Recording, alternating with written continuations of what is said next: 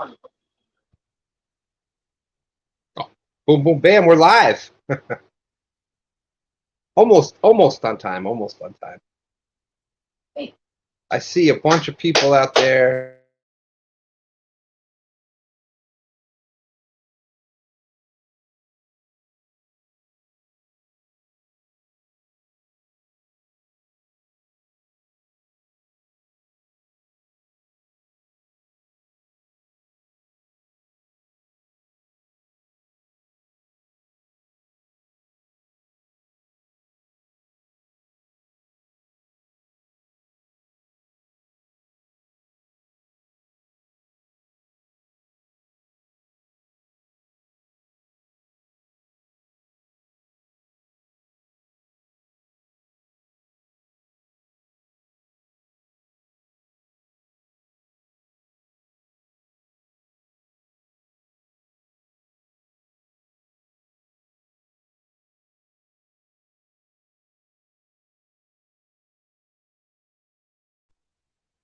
Okay, sorry about that. Back, I see we got 20 awesome people out there already. Thank you very much for coming in, everybody.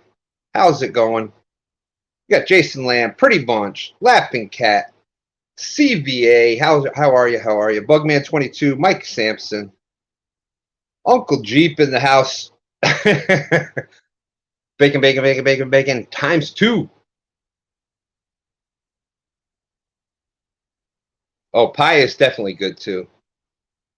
Damn River Boys, how are you? TSO, Trophy Seekers Outdoors. Tennessee's been on some fish. Tennessee has been on some fish. Trying to get caught up with chat here. We'll get it in a second. There we go. QC Brian, how are you? All right. Team Snag and Whiskers, Dustin is out there. Off the hook, James Albaugh, Dave G, 29 awesome people. DC Metro, what's up, bro? Good to see you.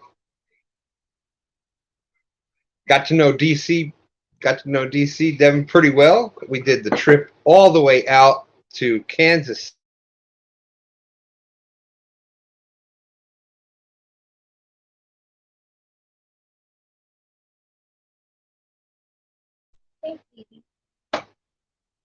Hey, heroes, how's it going? Pontoon Jody.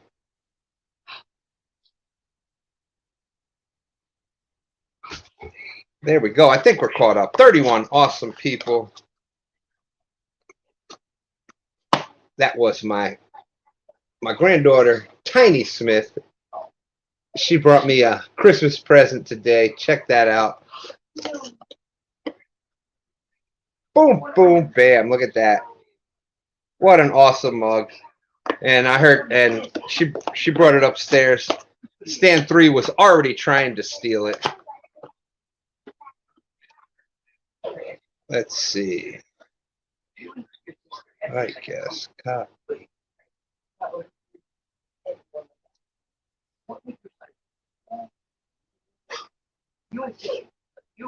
There we go. I dropped the link if anybody wants to come up. We're just, hey, Cool Cats Fishing. Good to see you.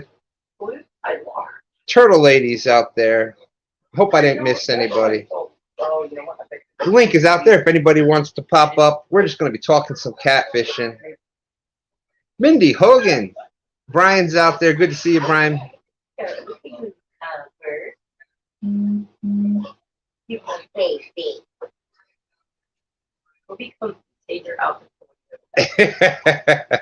Well, thank you, Uncle Jeep. Thank you, thank you.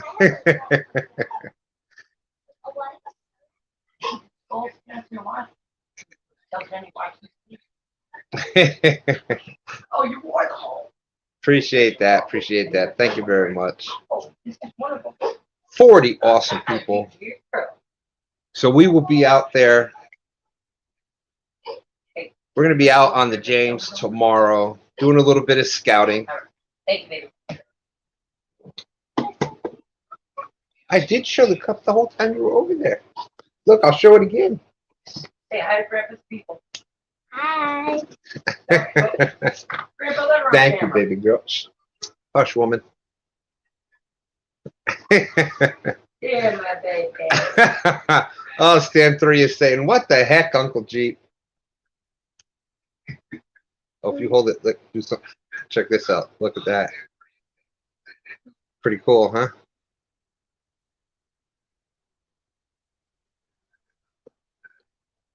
If you hold it close, it blacks it out, and it's all. Look, now you see us. Now you don't. Wait.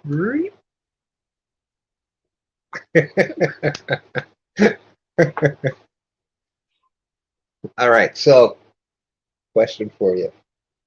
Next Saturday is a big catfishing competition, the Battle of the Rivers. You know, we're fishing the James River, your favorite river. Your favorite river. Ethan. Give me Ethan. Come here.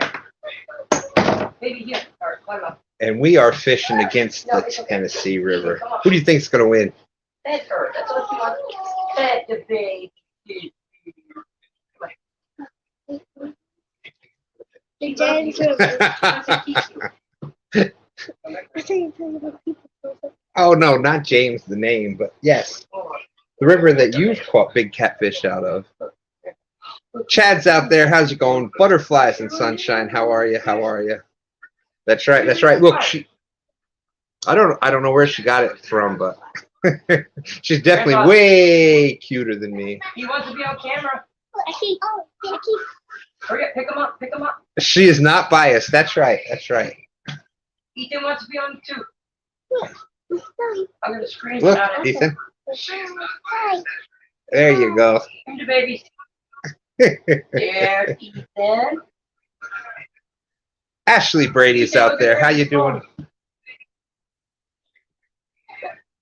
I got him. Oh, aw. So thank you everybody for coming in. Appreciate that.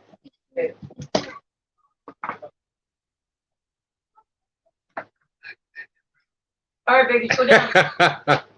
Uncle Jeep says, James River, that'll be $20, Grandpa. David Smith's out there. How you doing, David Smith? I know I saw Bass Heroes come in there. I mean, Catfish Heroes.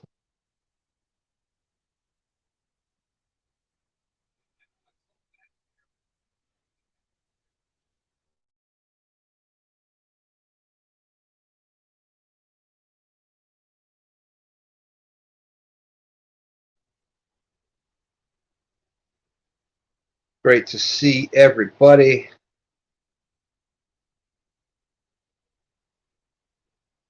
Avid fisherman out there. And of course, Avid will say that Stand 3 is his favorite, but you know. Crappie Dave Fish on, how are you? So like I was saying, we're going to be out on the river tomorrow with Team Snag and Whiskers. Dustin and I will be out on the river. Lady Fox Outdoors, how are you? Hope you're doing well. Great to see you tonight.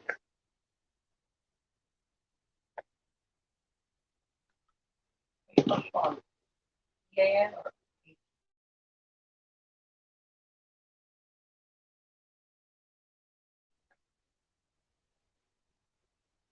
It's been a hectic afternoon.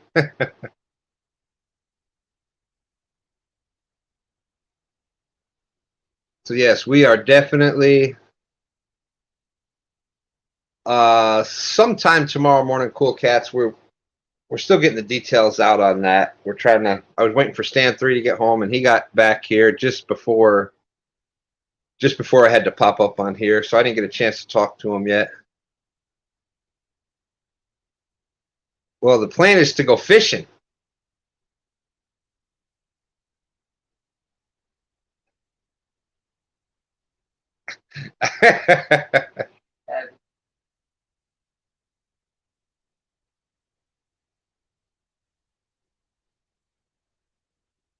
All right, David Smith. That's great news. Said celebrating tonight since June The Amazon van demolished the house. Now he finally has garage doors once again. Big Wrench Catfishing, how are you?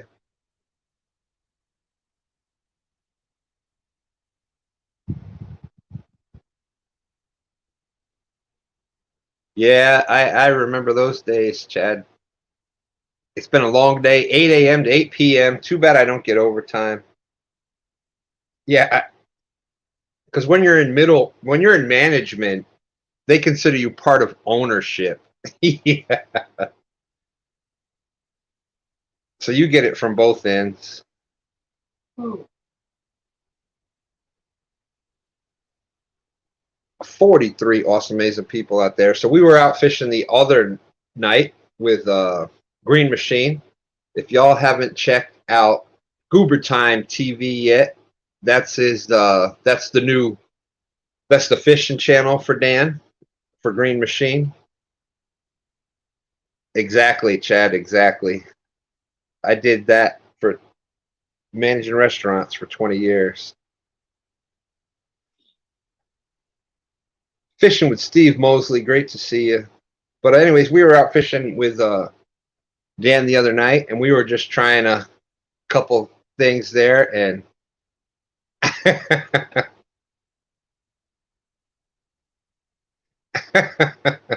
Evan said he was going to give me a compliment. And Roger saying, boom, boom, bam, here he is. And anyways, we were fishing in 2 foot deep water.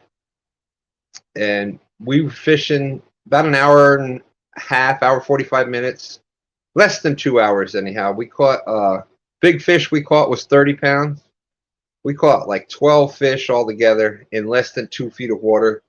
It's what a blast that is. Greg Burgess, how you doing?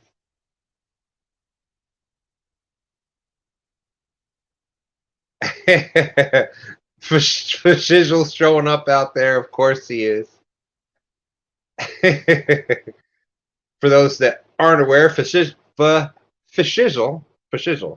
is the on the Team Tennessee River. He caught a monster today.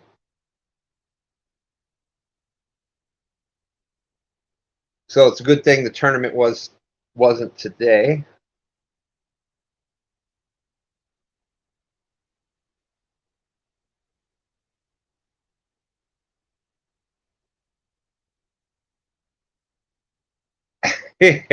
All right, Danny, I won't tell them.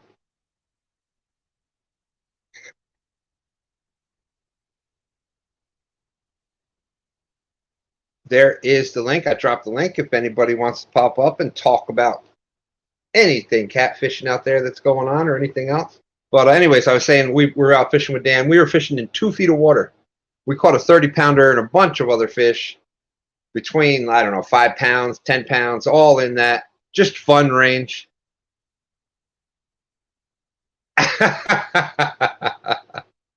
To help stand out tonight.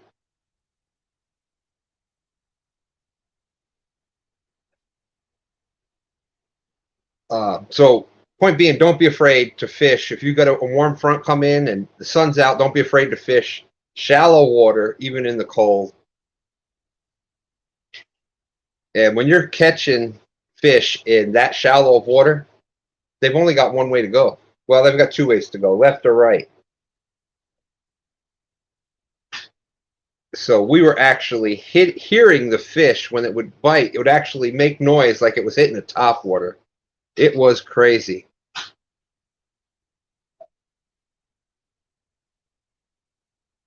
And then they just run sideways, so it's just a whole different thing. Joe Z, how are you? Good to see you.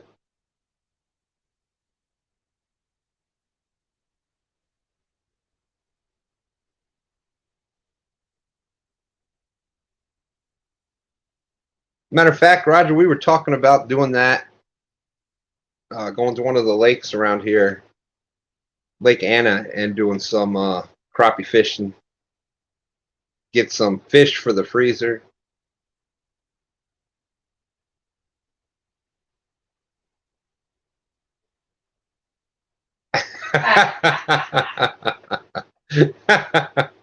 Well, either way, I take it as a compliment, Avid. Thank you very much.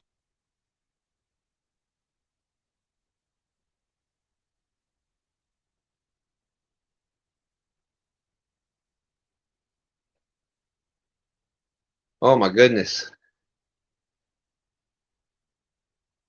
There you go. You were definitely on them.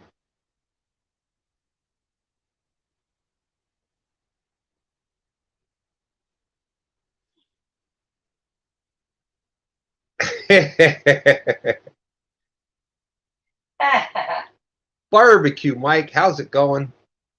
I've been doing great. I've been doing great. How are you? Got to meet Barbecue Mike at the Kansas City Cat Con. Got to meet Barbecue Mike at the Kansas City Cat Con. He dropped us off. Man, the chips, the smoked chips were just out of this world.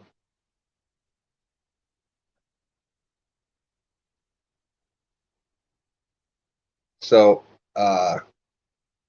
definitely check out Barbecue Mike. It was great meeting him there. Mike, are you going to the Cat Con in Louisville?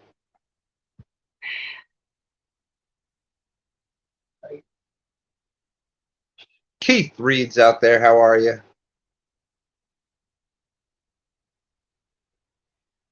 Big wrench. Our water was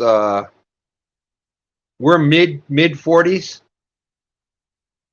I can't remember off the top of my head what it was, but mid 40s. Woo! Just pulled 26 bags of chips off the smoker. Wow. So Mike, do you you sell them, or that is, I mean, it was, you could, because that is amazing. It was great stuff. Fish Snatchers out there, 2 stands. What's up, bro? Great to see you.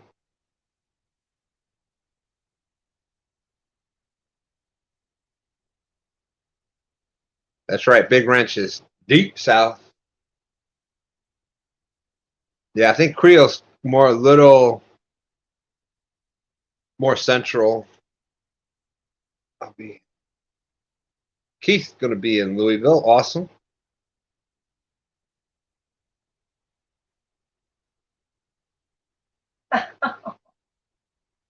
LG Bass is out there. 50 awesome people. Hey, Lloydies, how you doing? Working on the lingo gringo. All right.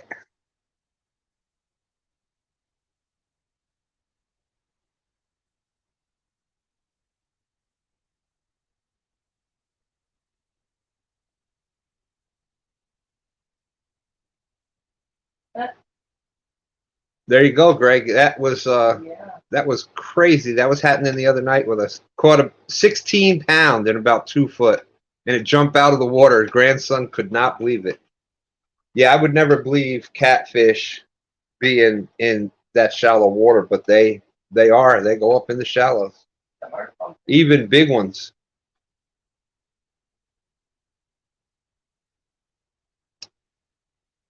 And there you go. We got Team Snag and Whiskers.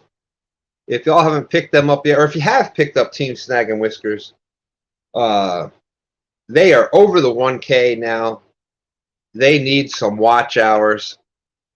So you see Dustin every Thursday night on Pontoon Jody's channel doing the Flathead Challenge. We're co-hosting the Flathead Challenge.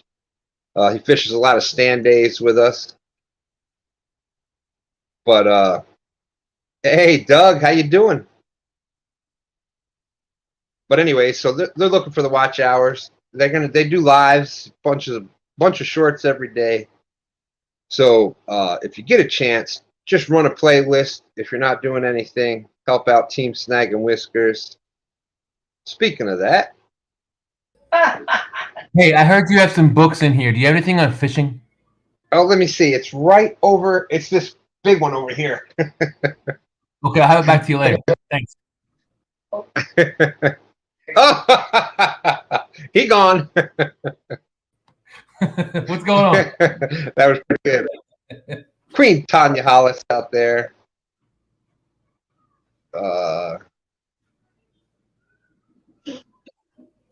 back fins were and they were eating everything in sight. Yeah. Well, a lot of times if they're up in shallow waters, the reason that they're there is they are feeding. Now, will you? Sorry. I don't know if you will find. I think the biggest fish in the river, the absolute monsters, are hiding up in the holes. They are. I don't think they're making it to shallows. However, big fish still make it up in there and feed. What did I miss, Dustin? You got some stranger in your basement. Oh my! Lock Well, the I'll door, leave it don't up let to him you. in. I'll leave it What? up to you since you have some controls over the show, also. So. Okay, so I'm gonna kick him out then.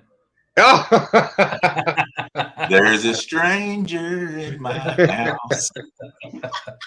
I thought Dustin wanted to come up. I was like, well, I'll go see if I can get up with him and talk some catfish with him. I was feeling sorry for you. I was like, dang, you don't remember wanting him to come in with you. So Oh. I had to come in. And he gone. He gone. What the heck? I want to talk to him just a minute. Okay, what's up? Okay, he back. so I don't know if you realize what this is, and I know a lot of people out there in chat don't, but I'm going to explain something to you guys real quick. I'm going to tell you guys what those books are behind stand two there. Those are, I know you can't see them if you get close up. It's each one of Hold them. on. How to beat the Tennessee River at their own game. And then the next one is how to catch bigger fish on there. And then the rest of them are, there's just no way you can. This one over here. Right there, yep. Yeah, the one over there that there's no way you can. I think that's a fiction book. Sci-fi.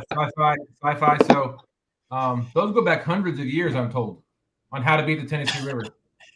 Yeah, you know why there's so many of them? Because none of them work. What's up, Doug? How y'all doing tonight? You heard it straight from Tiny Smith's mouth. She predicts the James River. There you go. Wasn't that who she predicted last time too, though? Well, I didn't get to answer. I didn't get to ask her last time, so I got lucky with that one.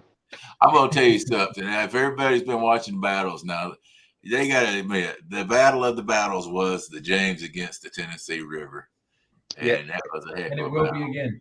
It was definitely one fish. Well, it definitely was one fish. It was 20-something pound difference.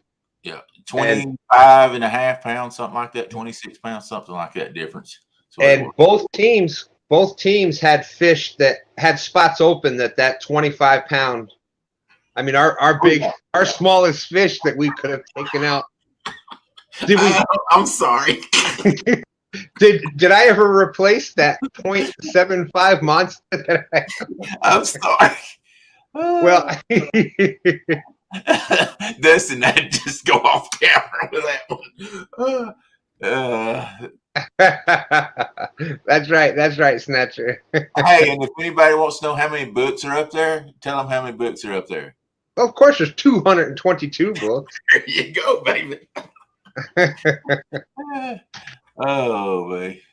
Yeah, y'all were out on the river today, and 3 of our boats was out on the river today. Well, Jody and James didn't fish long. They only fished about 4 hours. They had to get off.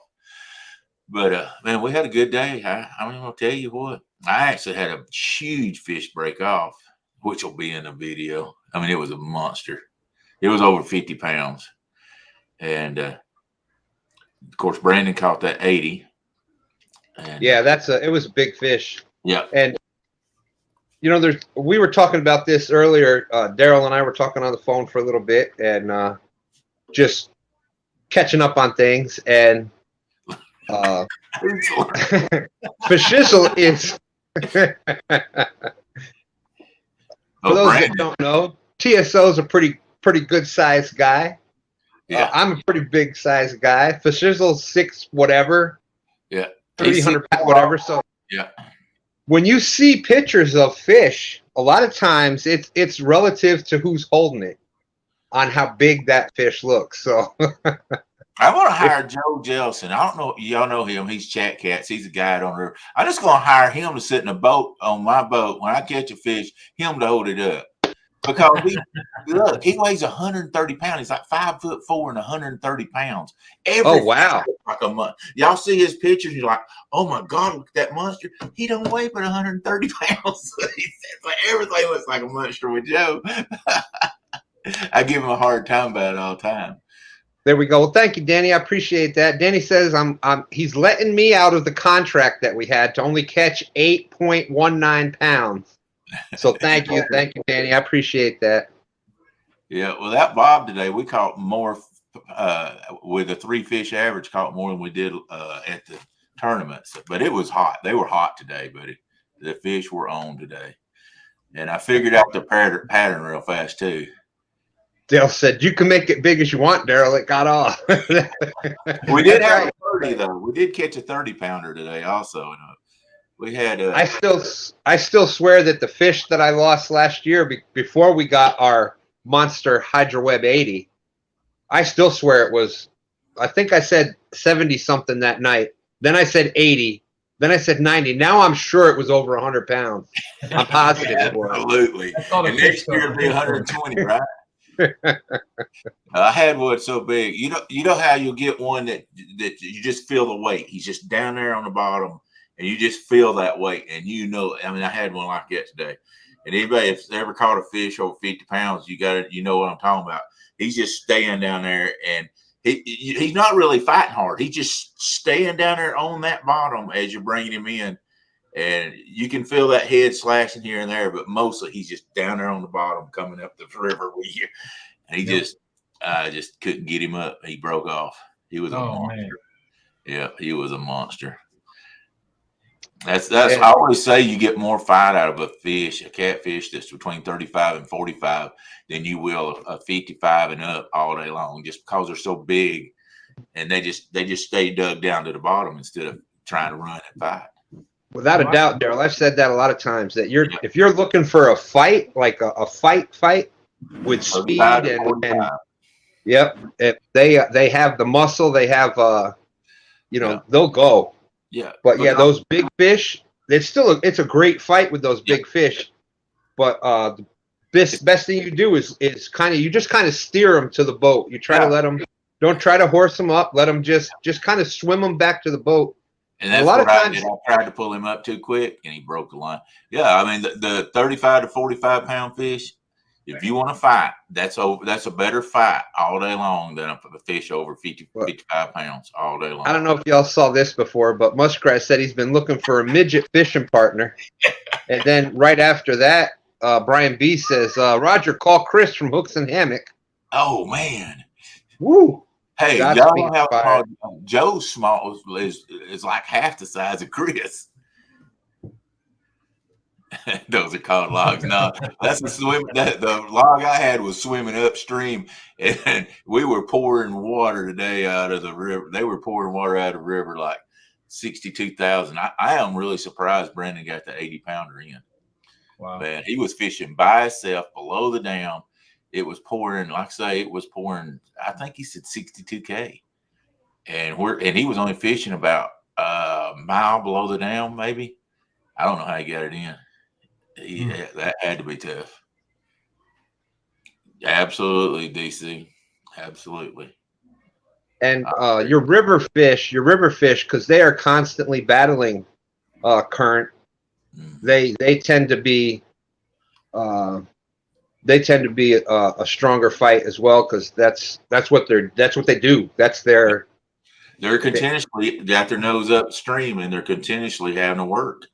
That's what Larry and I can't think of his son's name now. Cody.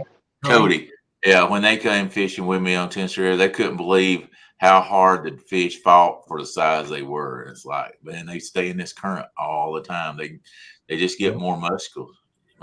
You know, muscles. Yeah, muscles. You know them muscles. Why are you sitting one side? So you can see my. I'm sorry. That is the blue moon. The blue moon rising over the James River. He usually sits in the middle. I'm like, what's he doing off the one side? I don't want to block my fishing stuff. There you go. And that's just Dustin has that, just in case anybody out there thinks that it's only going to be once in a blue moon that the James will beat the Tennessee. Well, we've got that blue moon every day. That's right. I tell you what, I'm looking forward to it. I'm looking forward to it. It's going to be a battle. I hope the bite's as good today, next Saturday, as it was today.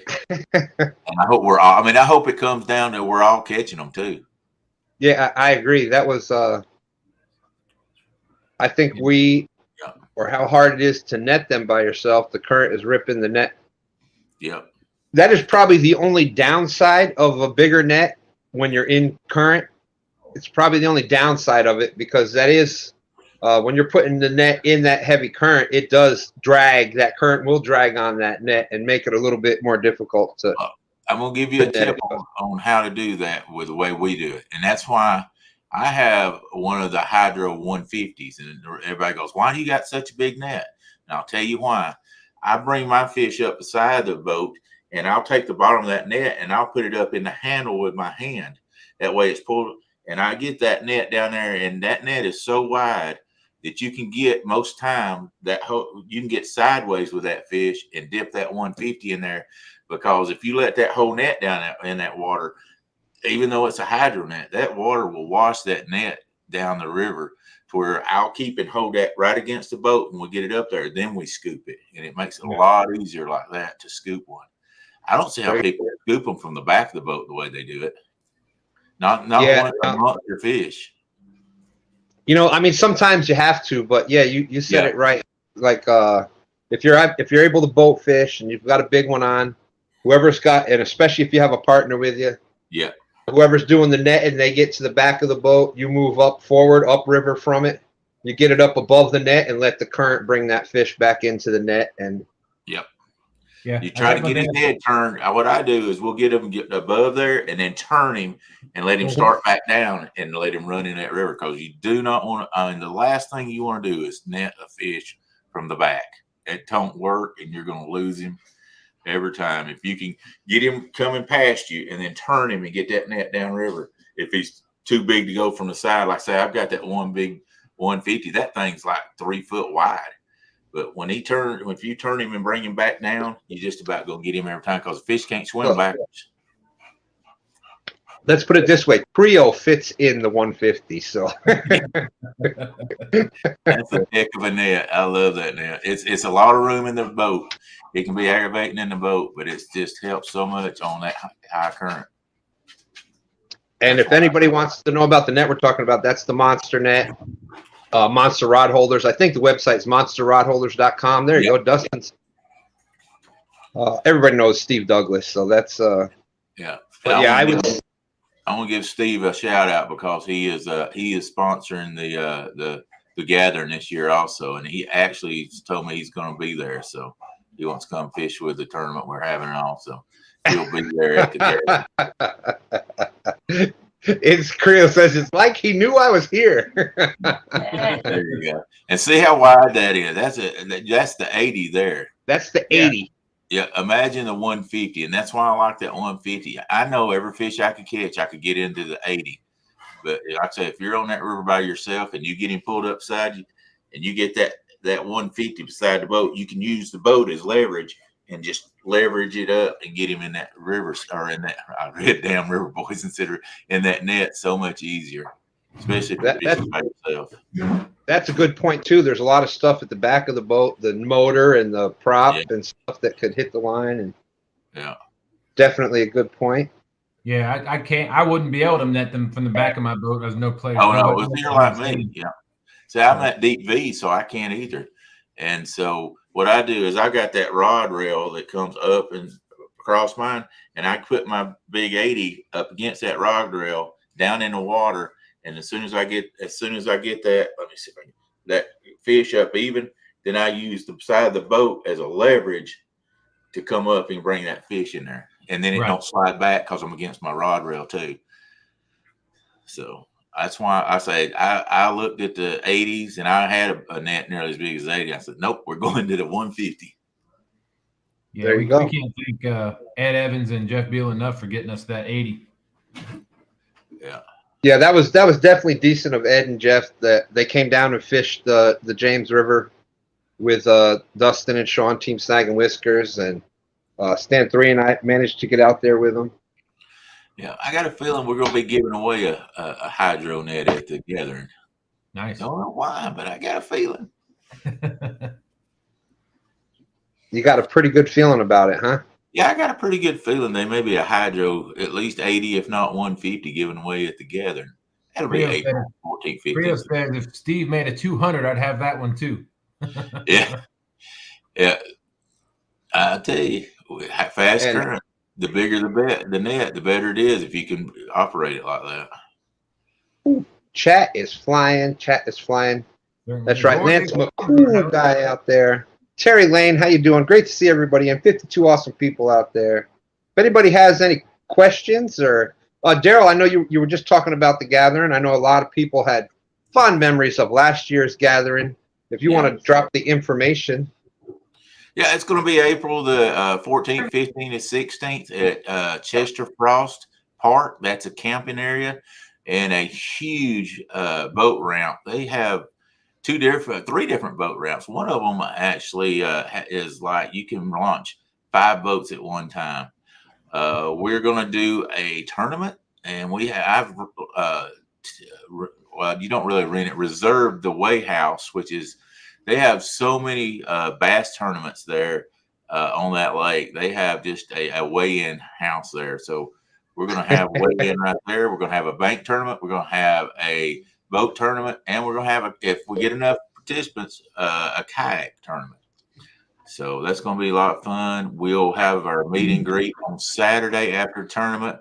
We're going to have barbecue, lots of prizes. We have and I wish I had all the sponsors that written down that we have, but twice as many sponsors this year as we had last year. And we'll be giving away rods. We'll be giving away tackle packs, rod holders. I know we've got that, and I don't want to name up the ones because I don't have them written down. So I need to get them written down, but I think there's like 10 or 12 sponsors right now, and we plan on having at least 5 or 6 more before it's over with. And all we're asking our sponsors to do is give us fishing equipment that we can give to everybody that comes. As we can do door prizes, we're going to do prizes for the longest cast. We're going to do prizes for the most accurate cast, and then, like I say, we're going to do the tournaments. We're going to do a small charge for anybody to get into the tournaments. That everything in that goes into the bucket will be paid out. There's no charge to come to this. No charge to eat or anything. All we're asking people, if they want to give a donation, they can. If they want to, send us a donation, they can get in touch with us at Trophy Seekers Outdoor on Facebook. But we're not charging anybody one dime, and it's all already been paid for this year. So all we're doing to do is take donations. But we're gonna have a great time. We had over 50 people there last year. We've got over 100 people that I know is coming this year already. That's gotten. If you're going to come, if you want to stay overnight, there's plenty of hotels. But if you want to stay at the campsites, you better call now because they're nearly full. That is a very popular campsite. That is awesome. I don't know, Dustin, since I've met Dustin, he's been wanting to do a James River meet and greet, but it's logistically, we're still searching for some place where we could do that and actually launch boats and fish from the bank and hold all the stuff. And it's just it's hard. Yeah, and that's the great thing about where we're going. We've got a pavilion, a huge pavilion that we leased that we can have a couple hundred people at. And then they have just miles of bank fishing on there, but I have bought out the campsites in one area where people were fishing at last year, and we had a fish caught over 50 pounds there at that campsite. I think we had a 40 and about 3 30s in that area right there where we did it at. So I rented all those campsites out where anybody that wanted to go down there, if they didn't bring a boat, they can fish right there also. And there's been several good questions out there, or comments. The first one was Dale Hayslip saying, before I worry about a big net, I got to worry about catching big fish. Hey, that might not. It might be the other way because my PB was 46 before I got that net. I got that net, and the first fish in that net was 50. There you go. Big, So you know, that- big that- fish bring big things. That's right. That is true, and I think it was Dan River Boys was asking about hook size, and I think he's asking about next week during the tournament. But we don't really change. The only time I change hook size, the only time that I really change hook size, we always use 8/0 or 10/0. If we've got a really, it's more based on the size of your bait, Yeah. than the size of the fish. And with that being said, if you've got a really big bait, you want a big hook because you want that gap to stay open. That's the whole purpose of that, especially with circle hooks. If that gap isn't open and that fish, even a scale, even if a scale is blocking the point of that hook, you've got a lot less chance of hooking the fish. The only time I downsize the hook really like that is if I'm really going to go down to smaller size baits and I'm just trying to catch a bunch of eaters and I'm trying to have some fun and I want to catch every fish out there. I might go down to a 6/0, but it's more because of the size of the bait that I'm using than the fish that I'm catching. I think that's really Jacob, important. I that's think- going to be in Hickson, Tennessee. It's right next to Chattanooga, Tennessee. It's like 5 miles below Chattanooga, Tennessee. Something like that. I'm the same way. I'll tell you what. This is the difference. I was using some 5/0 hooks during a tournament and some 10/0, but I was using smaller baits. The reason I was using 5/0s, I caught a 52-pound. It was in Winter Blues. We caught a 52-pound blue cat on a 5/0 hook. I was scared to death the whole time bringing it in. But the way they hook, I mean, if they hook over in that side and they get in that good, the jaw over there, you don't have to worry about it. But yeah, my hooks, you get the hook size to match the bait for sure. Well, go ahead, Dustin. I was gonna say, I think that's real important for people to understand. The hook size is determined by the size of your bait, because I think people get that confused. They think they're gonna go out for monster fish and I'm gonna put a 10 or 12/0 hook. Well, you could still catch a 4-pound fish on a 12/0 hook. Without a doubt. Not as easy, but you can. Yeah, they'll still get it in their mouth. Yes, Creel. If I am targeting a small fish prize, I will downsize that hook and downsize that bait, and I may go to chicken livers and who knows what to catch that small fish. But yeah, and actually that is what happened during the first round. Dustin is right there. Palmetto pointed out that we were only down by what point? Less than a pound.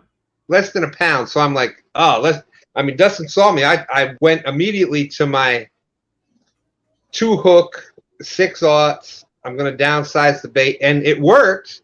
However, Tennessee happened to catch another fish before then, but hey, if the Tennessee hadn't caught a fish, then hadn't caught a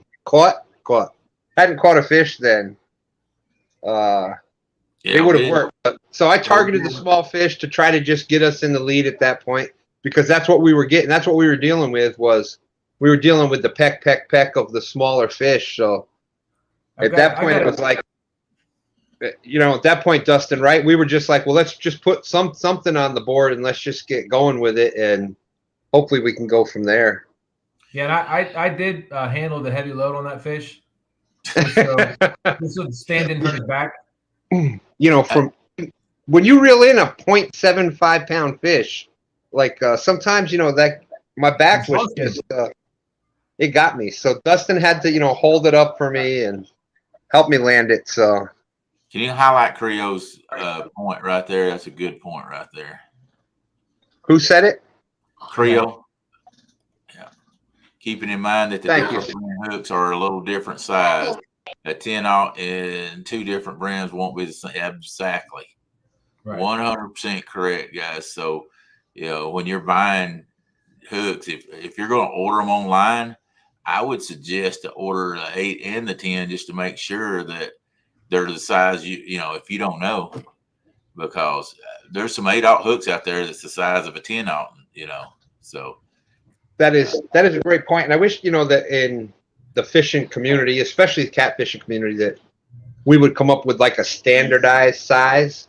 Yeah. We have the standard terms, like the octopus is the bent eye, and the straight shank or offset. You know, there's, Yeah. but the size, it's crazy how the different sizes are. They can be huge differences.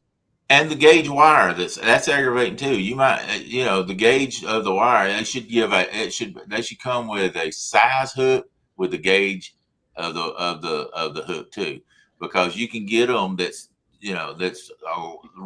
like a shark hook almost, that's too much of a wire that I think that I don't like it. I've gotten some that's just so big that I don't really like it that much. I want that 10-aught, but they're just, sometimes companies put such a big wire, what I call a wire, but you know what I'm saying, that it's more than I want it to be. Yeah, that's what they. Fishing. And another thing that'll differ in those hook sizes is the gap too. Yeah. So That's what we're talking I like about. a big gap hook. Yeah. Yeah, but And my experience, that aggravates me when I get them like that. And speaking of that, if y'all are looking for hooks, Jody's out there in chat. I don't know if she dropped her code Jody10 yet or not out there, but TripleCityAnglers.com, 2 stands 10, 10% off. Has Triple City Anglers. They now have Penn reels, Penn squalls. What's the other one? So they got Penns. They have Ancient Mariners. Got some Goober Time hooks. Got some. I'm old school, so that's another point we'll bring up and we can talk about. And I will say this: Triple City Anglers will be another sponsor of the gathering on 14th, 15th, and 16th. So, well, there you go, and I'm glad you brought that up, Daryl, because use code 2stands10 when you go to Triple City Anglers. You get 10% off. you won't But but I got to tell you, all right, now I got to throw my sponsor in there. That's my only full sponsor. Go ahead. That's right. That's right. Demon Dragons, guys. If anybody wants to see Demon Dragons out there, they're you can go for Chunky20, which is my code, and you can get Demon Dragons also. And they are also a sponsor of the Gathering. There you go. Ahead, sorry. I'd get in trouble if I hadn't kicked mine in too. So we were talking about hooks. Creo saying the thicker the wire, the more pressure it takes to set it, plus a large wire will kill a live bait quicker. Absolutely. Good point, Creo. Yeah. Now we were talking about hooks. I am old school. I like a straight eye. I like the straight shank. That's me. That's I just think, especially when you're using a Snell knot. A Snell knot was designed with a straight eye, not the octopus eye, because when that line comes through and it comes over the eye of the hook, that's what pushes the point. Like if this is I broke my thumbs and fingers and stuff so much they don't bend anymore, but if that's your hook right there, that's your circle hook. This is the eye. The line goes from the back over the top of the eye, and it pushes the hook in. So that's why I like the straight eye myself. Can you with that same finger, the way you was doing that, can you show us the one where the eye's bent back? With that same finger, show us the one with the eye bent. There we go. Oh my goodness! I'm sorry, I had to do it. Now, see, I'm right the opposite. I went away from the triple Whisker Seekers triple threats, and I'm kicking myself for it. I'm missing more fish since I went away from them. I'm actually about to order me some more, and I don't know why. And I know Ed was talking about that too. I used them. They're a little more expensive than most of them, but I'm telling you, the wire's the right size, the gap's the right size, and I have missed more fish because I went.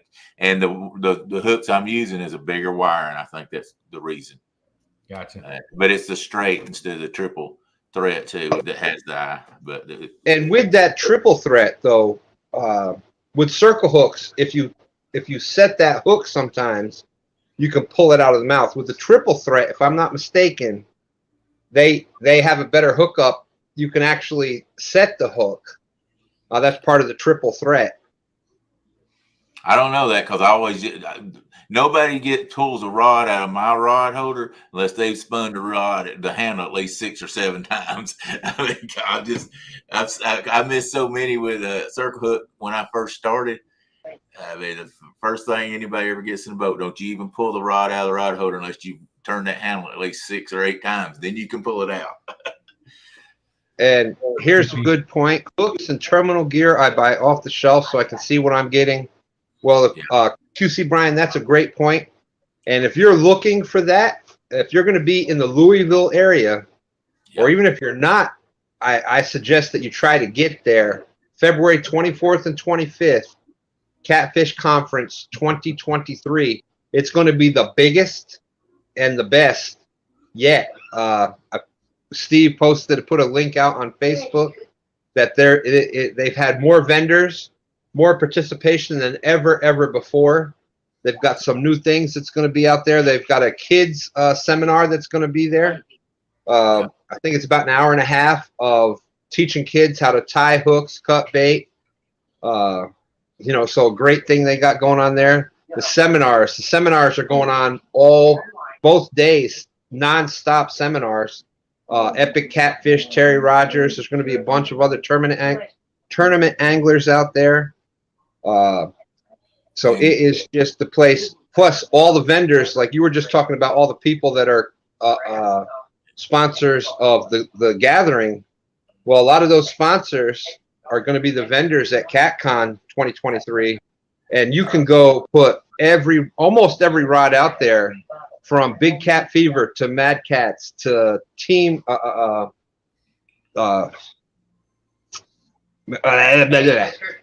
of the ones out there. There's Whisker Seeker. There's every catfish rod you can think of out there, right on down to the 5 and 6 foot FOA double Y rods.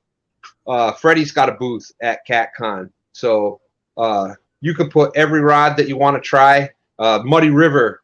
You can get all of them in your hands, and you can actually feel what they're going to be. You can see all the different hooks, like what we were just talking about. You can actually pick it up and look at it and see, oh, well, that, I think that hook would work better for me.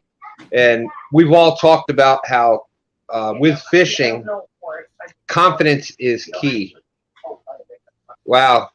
QC Brian says, can walk 20 minutes to the CatCon, so I plan on being there. Awesome. Well, there's going to be a YouTube booth. There's going to be Triple City Anglers has a booth. There's going to be Freddie with a booth. They're trying to get all the YouTube family kind of together in one area there. Yeah. It might not happen, but that's what they're trying to do. So definitely I'll be there. Come and find us. I'm pretty sure that Dustin's trying to get there. I'm trying. Daryl was there. Sorry, I was looking across the room. Bring your kids also, because like I said, they got things for kids to do. I think there was even a dumpy house there last year. And word has it that Chunky Chicken will be there at the Demon Dragon booth giving out candy. That's what I'm hearing. Yeah, on Saturday, from what I'm hearing, Chunky Chicken will be there, and they'll be giving out candy to the kids. Roger, I hope that happens. That would be awesome. That'd be cool. Be great to see you again. Fishing for Whiskers, Rhonda, how you doing? I know I miss people. Lloydies, hey, I wish I could. That would be great. Maybe we could hook you up with Martin. He's coming over from the UK. Yeah. QC Brian says he's 20 minutes from the CatCon, so he plans on being there. Fishing for Whiskers. Dustin, what is with the new name? I would have thought you graduated Landon School of Fishing. Not yet. I'm like 2 or 3 credits shy. Oh, wait, I graduated. I'm good. Also, on getting back on hooks, don't get a hook that's too small a wire either. If you're fishing where some big catfish are, you can actually, they can either break or you can straighten them out also, but don't get a small wire hook for sure. Get that medium hook if you're fishing for some big fish. Yeah, lots of tackle at CatCon. I'm a big believer that confidence works. Like what's the best bait you can use, and a lot of people say location and things like that, and what's the best spot to fish. It's confident, like whatever spot, and Dustin can agree with me on that. We had a meeting the other night with James River, trying to just kind of get things, and that was our whole, we're going to fish whatever section of the river we have confidence in. And I don't know how the fish know it or whatever, but I think you fish it when you're confident in it, you fish it a little differently. Yeah. And it does help. Especially if you fish it all the time. That's the thing with confidence, is fishing is going and doing it. If you're only fishing every 3 months, you're not going to learn that river nearly as much if somebody's fishing every week. When Brandon caught that big fish today, he told me, because I know all those spots down there. He told me, said, I caught it here. Guess where we're at? And I said, right at the bottom of the hole. And he goes, yep, exactly. I said, that's where the big ones always are. I mean, this certain hole, if you catch a big one, I mean, you'll catch fish at the top and the middle and all, but the big ones always come out of the bottom of that hole. And he goes, guess where it come out of? I said, the bottom of the hole. He goes, yep. I mean, you learn that much about a place that you fish, that so much more than a person that just don't go very much. You learn what part of a hole that they stay in. And I think a lot of that is too, that I believe the bottom of that hole must have a better ambush spot, and the big fish is always going to win out the better spot, because that's how they got big. And I think that better ambush spot in that hole is at the bottom of it. And I don't know anybody that's ever caught a monster fish out of that hole that didn't catch it at the bottom of it. So that's a big difference. Thank you, Rhonda. Good point. Definitely good point. QC Brian is asking Creel what hook he uses for crawfish. And they could be different across the country, like a big crawfish for up at where we used to live in New York and the Delaware River and stuff. Like that was a big crawfish. Down south, like they're mini lobsters. So we don't generally catch. If we're catching them on a hook, it's because we're trying to catch something else and they get on there. We used to use seine nets and stuff to catch crawfish. What we used to do up in the Delaware River for catching, we used to catch crawfish and hellgamites. We'd get out in the current, out in the shallow water, and we'd take a big window screen. And I don't know if I saw any younger people out there. Don't take it from your house, because mom and dad will get mad. But we used to sneak them off the window, go out there, and we'd put it by our legs, put it down, and the current was pushing it back against your leg, and we'd be reaching upriver in front of it and tipping over the rocks and wiping them off, and the current would wash everything down into the screen. You'd lift it up and you'd find hellgamites and crayfish and everything like that. So that's how we used to get bait back. Oh, that's why we used to bait our trot lines. A lot of people, man, you didn't know. I grew up poor, and you didn't go to the store and buy bait. You went to the creek and caught spring lizards and crawfish and hellgamite and all that. And we had what we called a seine net, and we'd put it across the creek in a good area, and we would just start flipping rocks and just flip all the way down to that net. Man, you'd pull that net up, and you'd have spring lizards and crawfish and everything else, and you'd fill up your 5-gallon bucket, and then you went and baited up your trot line. Not going anywhere. Yeah, and QC Brian, I see Creel brought up the 3-way rig. 3-way rigs are great, whether you're using live bait, crawfish, or bluegill or shad or minnows or whatever. You got the 3-way swivel. You got a leader line down to your sinker, so it's already going to be up off the bottom. Don't be afraid to use a Sandy Cooper rig with the float, or a Triple City Angler spook, or a Demon Dragon, or whatever your spook of choice. Uncle Lou's. We still got a couple Uncle Lou's spooks. Yeah. There again, that goes to confidence, and that goes to what you're using and who you're familiar with buying from. But wait, did you say Uncle Lou? That's another sponsor of the gathering. Well, look at that. Wait, did you say FOA? That's another sponsor of the gathering. We'll have those rods to give out Get together. And I can personally guarantee one of my favorite videos. I may be a little partial to it because it's Stand 3. It's my son that's out there doing it, but we were honored to be part of the testing crew of the FOA double Y rods, and we did some testing at home, twisting the eyes, and put the reel on it and try to loosen the reel and all that kind of torture stuff, and they did great. And then Stand 3 took it out on the kayak and proceeded to catch a 60-something and a 40-something on the FOA 5-foot and 6-foot rods. So they will definitely handle, and it's quickly became. I love Uncle Lou rods. We use most of our out the back of the boat are Uncle Lou's, and I've got the Freddy rods. I use most of them for suspending. We don't have that strong current that when in the Tennessee, like when they're letting the dams out and there's current going. We only have a few spots like that we can bump, but I do kind of like a suspend bumping where we're kind of like drifting with the water, and I've got the reel in my hand and I'm doing kind of that same thing where I'm just kind of keeping it in contact with the bottom, and if we come over a bump, I let line out, but it's pretty much right under the boat. So it's a similar technique, but just a little different. But I like doing that with the Freddy rods, and they will handle the fish definitely. Yep, that's what I plan on doing. I'm going to get some of the Freddy rods, and I'm going to use them for the sides of my boat whenever I'm doing spending in like the deep holes. Because when we get in the deep hole, we'll start at the top and we'll suspend out the back and up front, and we'll just slowly we'll spot lock, and then if we don't do any good, we'll go down say 50 feet. We'll spot lock again. It's sort of like a drift, but we're fishing that hole a lot slower. And that will work great for what that is.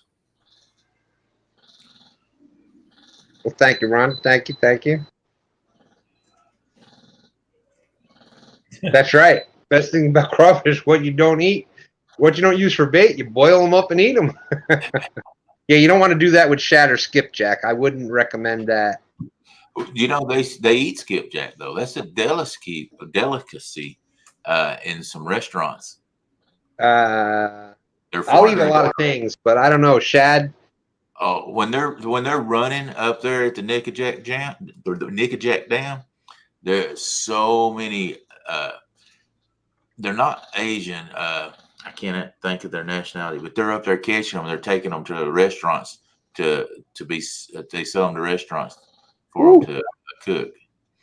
I can't think of it. Well, I'd definitely rather try skipjack or hickory shad. Very similar fish because they actually eat smaller minnows and things like that. They're actually eating that rather than like the gizzard shad eat the plankton and the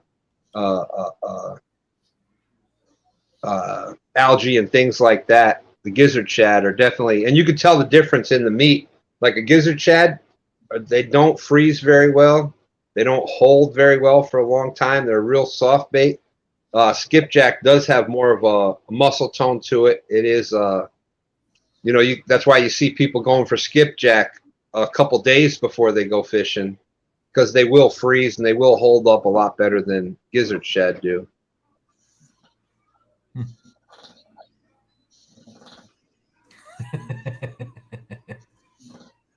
I don't know if Daryl saw that or not. I'm sorry.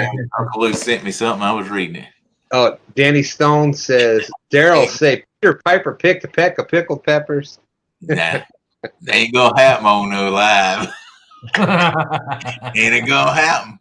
QC Brian says we have moon eye too. Them little suckers eat everything. The moon eye, yeah.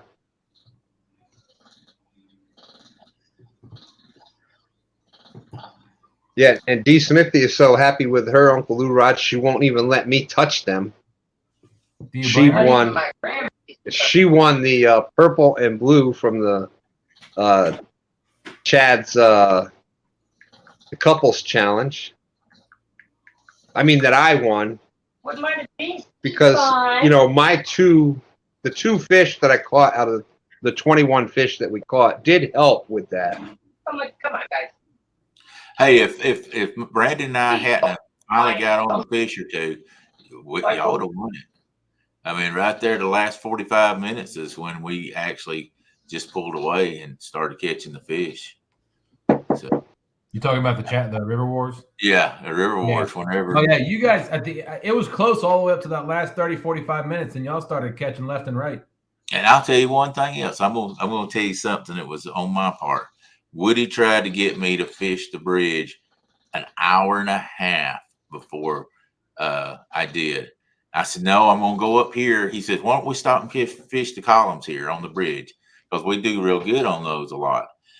And we just wasn't catching them where else. I said, no, last week I was catching them up here at a spot up here. I'm gonna go up here. And so I went up there and fished for about 45 minutes. And then I said, well, I had an appointment to get to. I said, let's go back down the river and we'll be down towards the truck.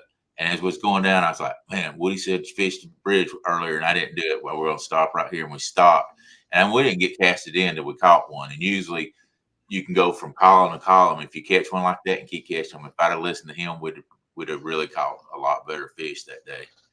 Yeah, we actually went over by the bridge by our bridge towards the end, and there was some construction equipment there. There was like a floating crane and stuff like that. We were fishing under that, and that's where we caught that 0.78 pound and the 5 pound and the 1 pounder. Yeah, I swore there would be some bigger fish under there. Yeah, you just never know. But if I would have listened to Woody, I know we would have caught our 3 fish and probably upgraded some. But Well, you don't. if Dustin wouldn't have listened. If Dustin wouldn't have listened to me, we wouldn't have caught that 0.75 pounder, and we would have caught 20 and 30 pounders. But Nah. Come on, Big Wrench. What you talking about? You got some hate going on with my hat. He said I got some junk on your hat. You got some junk on your hat. Come on, guys.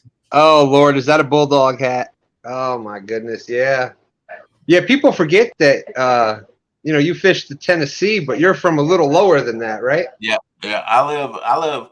The closest place to fish to Tennessee for me is an hour and a half. Where I'm fishing at now is like an hour and 45 minutes from my house. Up on the Chickamauga side of the dam where I've been fishing now, which it's funny. I hate fishing a lake. We're actually fishing the river part of it up high. It's just. You can take a dummy and catch fish in a river if they fish it enough time. But man, a lake's so much harder to catch fish at. To me, I mean, I guess I could spend a lot more time on a lake, but I read structure a lot, and there's a lot more structure in the river that's differences. Like I look at trees, rocks, red banks, all that stuff, and I start trying to put together a pattern. It's easier for me to put together a pattern on a river than it is a lake, and that's why I fish it. So that's why I say a dummy can catch fish on a river. Well, maybe it's because I fish tidal rivers, and we used to live on a lake, and we didn't really do a lot of catfishing up there. Like, we'd cast some poles out and let them sit at night, and we'd catch. But our catfish up there, we had bullheads and small channel cats. Right. If we were going to go for catfish we would go to the Delaware River, and we caught a few nice channel cats upwards of almost 20 pounds, and that's a great channel cat for up there. But the thing with lakes, and this is just my opinion, lakes may be harder to find the pattern because there's just so much more water. However, once you find the pattern, I think the pattern works longer on the lake because they're not moving as much. I think if I took my time and just fish a lake, I would get better at it like I am the river. But there's just so many different things on a river that's close to you to figure it out. Like, you got rocks that might be here, and then, trees up here and a flat spot. You can get to them so much quicker and eliminate stuff. Like today, I found a pattern right off and figured it out right off. But and knew exactly where to go. Where on a lake, that same pattern may be a mile away, or a half mile away, and you got to run a lot further with it. So apparently chat has it figured out. We're going to start using laser pointers for catfish because what cat doesn't chase after a laser pointer? So I guess apparently Damn River Boys gets credit for that if that happens to work. Hey, you know what? Demon Dragon puts out a lighted Demon Dragon. I wonder if that would be as good as a laser pointer. It would just drop it down. There you go. It might be. It might be. I'm actually going to try some for them. We actually used we have a video out there on it. I think it happened on a live, but we were using a Freddie when he was up here fishing the James. He left us with a couple of spooks that were clear plastic with the lighted spook with the green, and it didn't work with the blinking, but with the solid green with the light on it. Yeah. We caught a 62 pounder. Of course, it's got to be a 62 pounder on that, but with the green light. So I think it does make a difference because, light only penetrates water so far. So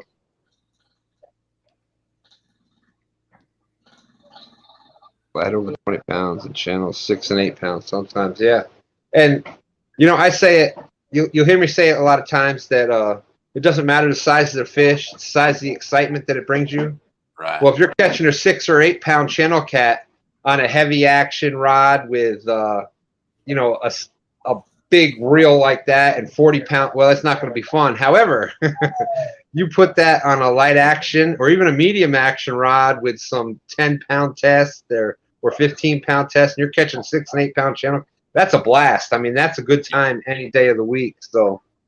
Oh, yeah, I've seen where I switch over and use bass tackle and drifting chicken.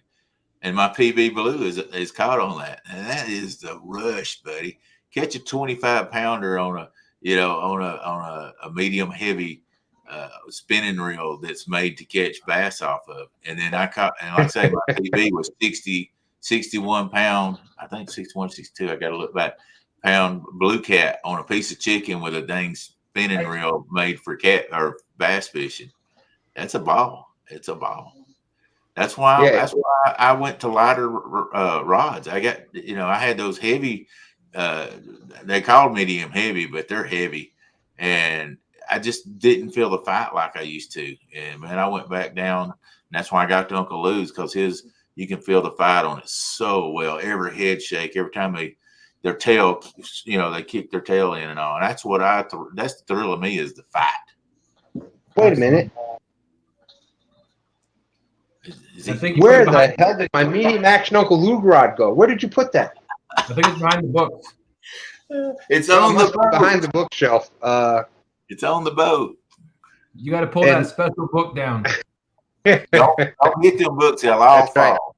Right. But yeah, Uncle Lou rods. Me. We love. That's what we still have. The majority of our rods are Uncle Lou's, and you saw what they can do. They can catch 200 and something pound fish. Yeah. And you can catch 2 pound fish and still have a great time. It's just a great rod, and can't thank Uncle Lou enough. If somebody for Christmas would give me a reel. I know, woman. You can get an Ancient Mariner reel. I hear they work really well. I would love it. Just saying. I happen to have a code for those. Well, let me tell you what Woody did today in the boat. We got a bite. A nice takedown. He went flying up to grab it. He tripped, hit his knees, got it, and was standing on his knees, reached to grab the reel and spun it one time, and he got it loosened out of the dang holder somehow or another. The rod's in the Tennessee River right now. My Uncle Lou rod with my brand new reel on it. He lost it. Oh no! I don't know how big the fish was, but it looked like it was freaking it just skied across and went down. Were you okay?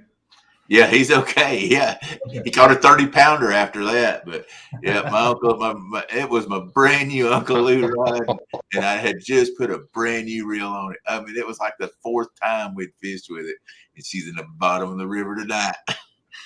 He was like, don't be mad, don't be mad. I'm like, I ain't mad. It happens. But it wasn't 30 minutes after that. I was more mad because that big fish broke my line than the reel and rod going in the river. I was like, man, can this day start off any worse? And then right after that, the next fish was a 30 pounder that he reeled in. So Well, we've always been a big believer, Stan 3 and I. You know, you make the sacrifice to the river, and it pays you back. So we'll see. Hey, baby. There's been times I've been wanting to say, okay, I'll try anything and throw a rod over, but that was $175 went over. All right, I don't know if I'd go that far now. You count the demon dragon and the hook and the line on it. It was $200 went. No, I wouldn't do that. He looked at me like, and he goes, "I'm sorry." I'm like, "What do you say?" QC Brian brings up a good point, and apparently Creo said it earlier. I think the companies differ in weight ratings too. Yes. Say Whisker Seeker versus Catch the Fever, or such and so on.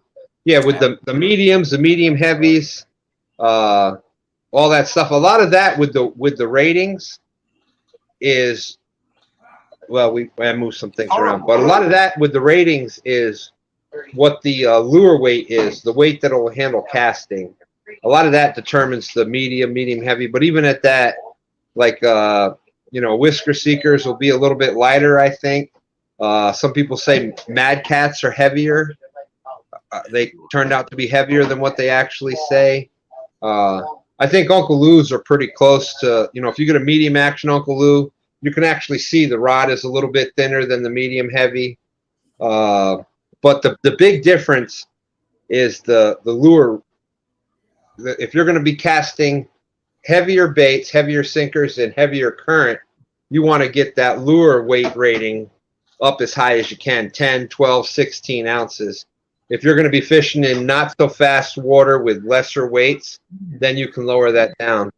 The ones that are pretty consistent is you got your faster, slow, moderate. Those are what part of the rod bends. So your fast action rods bend at the tip, the slow action bend throughout the rod. So that's pretty consistent, the slow, moderate, and fast. But that's just where the rod bends at.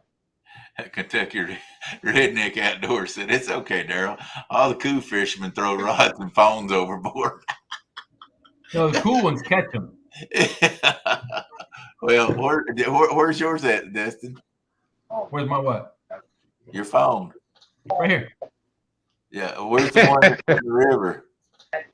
I don't know. We got it. We've dropped it. The water. The phone's been in the water twice, and we've caught it both times. Oh, okay. What's up, Muddy River? And Muddy River catfishing. How's it going, Chris? Good to see you. I'm pretty sure I saw that Chris, Muddy River Catfishing, is on that list to go to be at Louisville Cat Con. I think he's been at pretty much all of them, but definitely, if you haven't met Chris yet, definitely you want to stop by there, stop by his booth.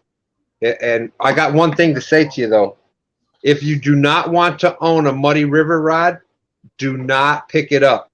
If you put a Muddy River rod in your hand, you feel that grip, you are going to buy it. So if you're not prepared to buy one, do not put a Muddy River rod in your hand. That's just a PSA, just public service announcement, just a little warning there. Especially if you got big hands, those grips, those rods. If you're big hands, his grips, they are. You grab one of them, you're like, oh my God, this fits my hand perfect because they're little. That's right. Chris was right next to the YouTube area last year, so all of us got to talk with Chris. And funny, he was right next to the Triple City Anglers booth at Kansas City Cat Con. He was actually selling, his son was selling lead ingots for $2 a pound, or if it was walleye bait, it was $50 a pound. And people were buying it as walleye bait. So I'm just saying. There were just these two guys that really bought a lot of them, right? Yeah, that's right. Like it is, you will definitely, if you pick one up, you will definitely buy it. But if anybody, we're at almost 9:30. Yeah. If anybody doesn't have any other questions out there, Dustin and I are hitting the water tomorrow morning, and possibly Stan 3. I haven't even got to ask him yet, Dustin. Okay. Wow, your captain's just sorry. I mean, he can't even put it together, man. Come on. Hey, when you've got a great team, you don't need a good captain. That's all I'm saying. I'm just a puppet for my team. Yeah, I heard that. Well, it's the truth. And I tell you what, when this is over with, I don't know if we can even cancel chat for the Tennessee River team. We crack on each other worse than we ever thought about cracking on anybody else. We've had to make all kind of apologies and do one. We actually had to bail one of them out of jail after it was over with. Well, that's what good friends do. That's what good friends do. Better friends would have been in jail with him. Yeah. Hey, we bailed them out. We bailed Jody out. I mean, we bailed them out. Yeah. Everybody knew. Daryl. Everybody already knew it was Jody. So. And we all had to say we were sorry that it was just a joke too. Dang it. But yeah. So, and I see Muskrat out there. So if somebody could please drop Muskrat's link. The Tennessee versus the James River round 2. I mean, if that just doesn't say round 2, I mean, come on. Yeah. Whose round is it going to be? I'm just saying. But anyways, that's going to be. We got to do a round 3. If y'all was to win, we'd have to. Well, that's going to be independent of the. Once we win. Here it is. They're once we win round 2, champions, but we already beat them once. You should have to beat them by more than 25 pounds to be a champion. That's right. That's right. Well, that's the plan. That's the plan. The plan is 400 pounds. So, but we'll see. But yeah, if that does work out, I'm sure you're going to see more of the Tennessee and James. You see a bunch of us on the James River, on Tennessee River channels, and back and forth. They're just. They're both great rivers. I hope that the contest is thank you, Creo. Muskrat Adventures. There it is. That's going to be on next Saturday, December 17th. The Tennessee versus the James round 2. Probably be over for the James River by about 12, I'd say. But y'all stay in there. That's all we need. That's all we need. Put you out of your misery. That's what you thought you needed last time. Yeah, well, I take full responsibility for that. That was there's a leader right there, Daryl. Hey, we had over 200. Let's just say we had over 210 pounds today. So with 3 boats, Bobcat didn't even fish today. So shoot for that right one. Today. Yeah, 9 fish. We're over 210 pounds. That was that was a dang good day, though. Yeah, one of them was 80-pound blue. And Jody, I didn't get to go out today, but the reports I got from my roving river reporter was that the James was on fire too. He did pretty well today. Good. They don't need me anymore. John boys, great to see you. El Catfish Grande in the house. Thank you for coming in. Bobcat saying prepared to get smoked. There you go, baby. And Jody only fished about 3.5 hours a day. They had to get off the river. So we'll take what Bob catches tomorrow and add it up, and we'll see what we would have had, because I think Bob's going on the river tomorrow. Well, you're going to have to find out. Bob quit. After we caught over 210 pounds of fish, Bob says, y'all don't need me. I quit. And the funny part of that is, and this is the honest to God's truth, Zach called me and go, did Bob really quit? I said, no. I said, Zach, you got to learn. We're just a bunch of idiots in chat, because Zach's our alternate. If somebody can't go, Zach's going to fish. And he's going, did Bob really quit? He goes, I said, no, Bob didn't quit. Actually, I think Zach's going to fish with Bob next Saturday. But yeah, Zach was scared. He thought Bob had quit because we caught all those fish today.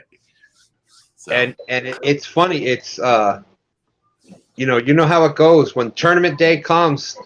Everything is a new day. It's a new whatever.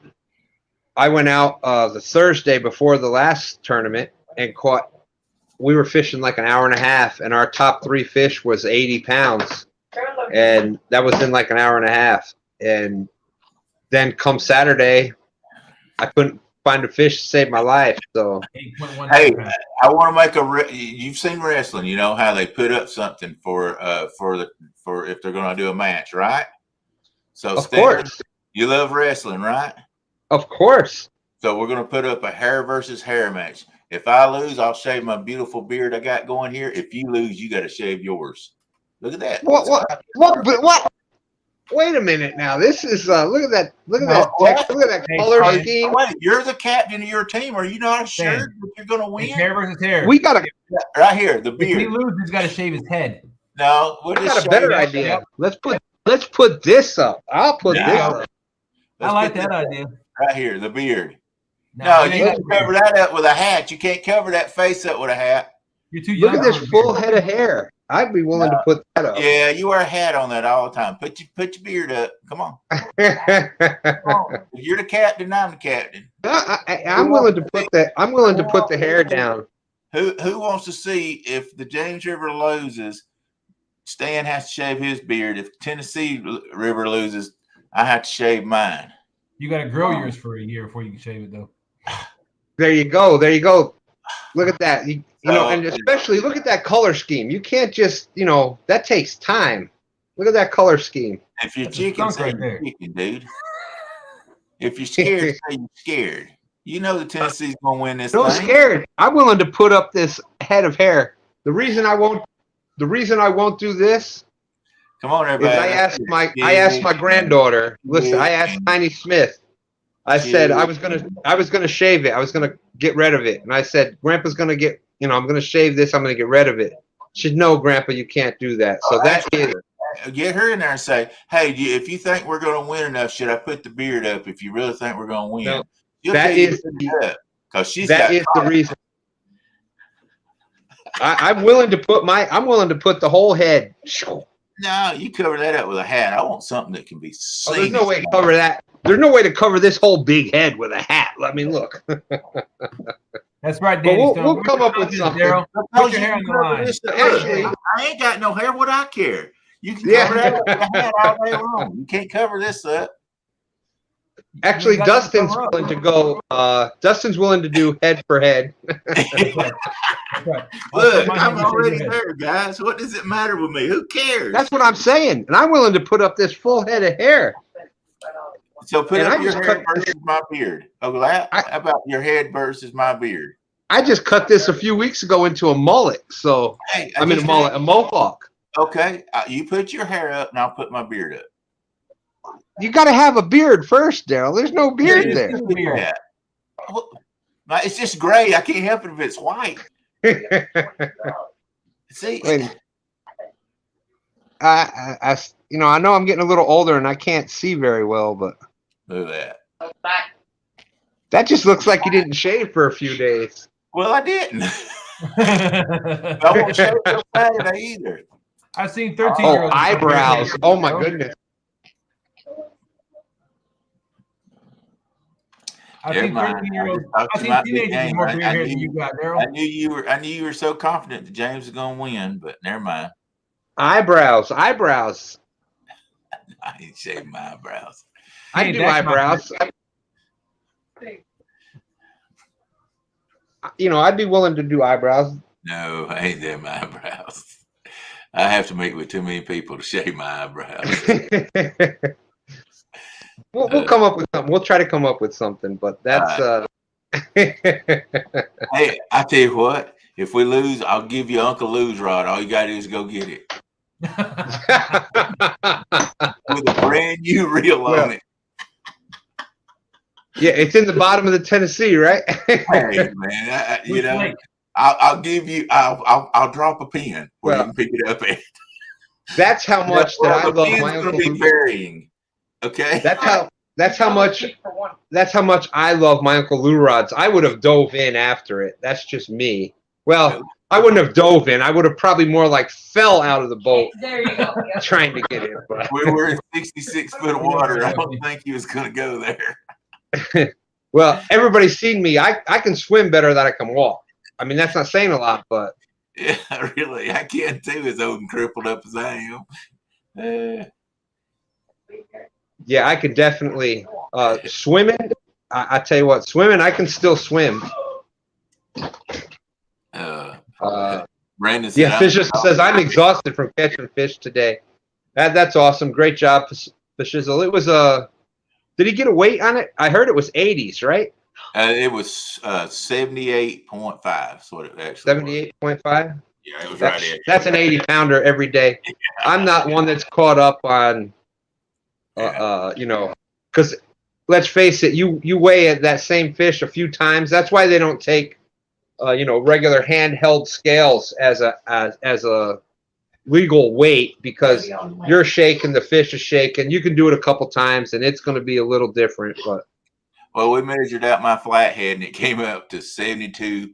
I always said it was 72 pounds, but man, I wouldn't say it's 73. It was 72.9. Yeah, right at 73 pounds. Uh-oh.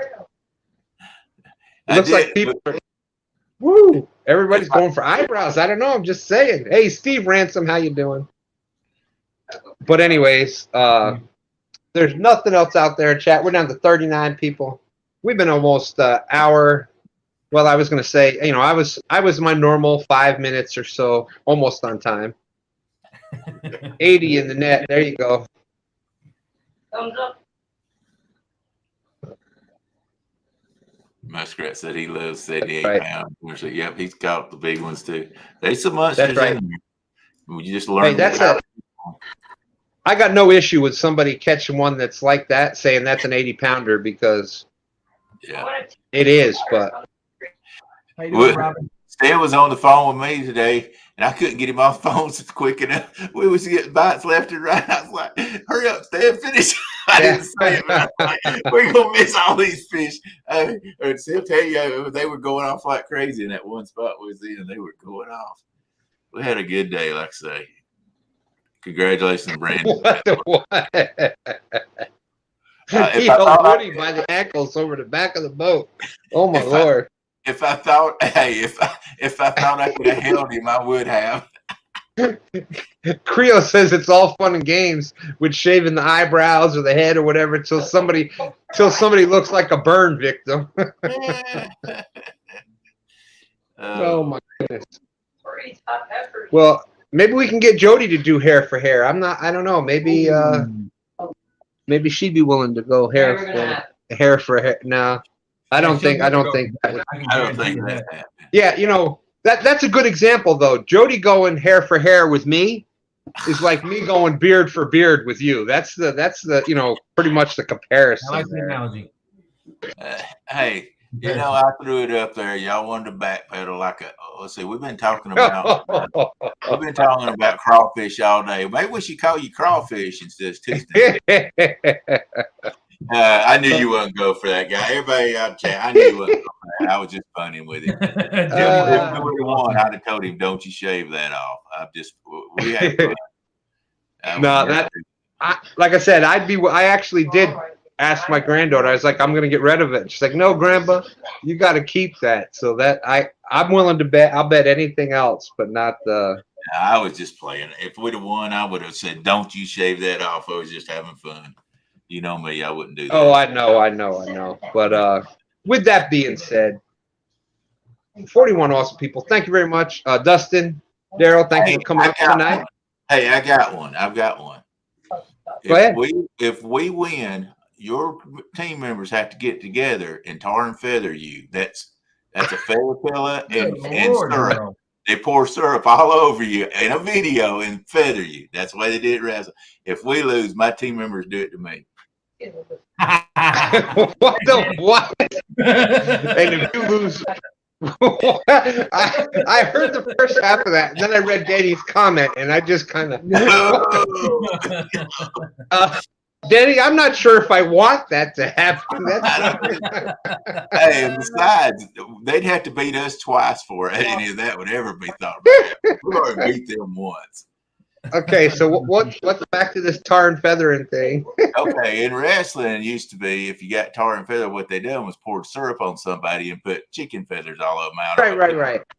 So if we lose, your team members have to do that to you on video, live. And if we lose, My team members do it to me on video live. He's going to. Oh, if you lose, yeah, that. If we lose, then my team members pour syrup on me and tar and feather me. There you go. It's a win-win for everybody but Stan and Daryl. There you go. Hey, Hey, we're the captains. I got no issue with that. Dustin, would that be if that's up? They're the ones that's got to do the tar and feather, and I'm just. All they do is pour syrup all over you and throw feathers. That's right. I'll do it right at the dock and jump in the water after it's done. So. In the wintertime? I ain't jumping. Yeah, it's only 40-something degrees. I used to swim. I used to swim in the lakes in like March. The ice had just came off the water. Get you a poncho, and get you some syrup and feathers, and I'll get me a poncho. That way, it won't get everywhere. Oh my gosh. Well, chat's laughing about it, so that's All right. sounds like that's a good one. That's an equal bet. Okay. All right, we'll do that. I'll get a poncho and some syrup and a feather pillow, and you do the same thing, and the loser gets tarred and feathered. Hey, That'll work. I don't like it either way, so. Not redoing you.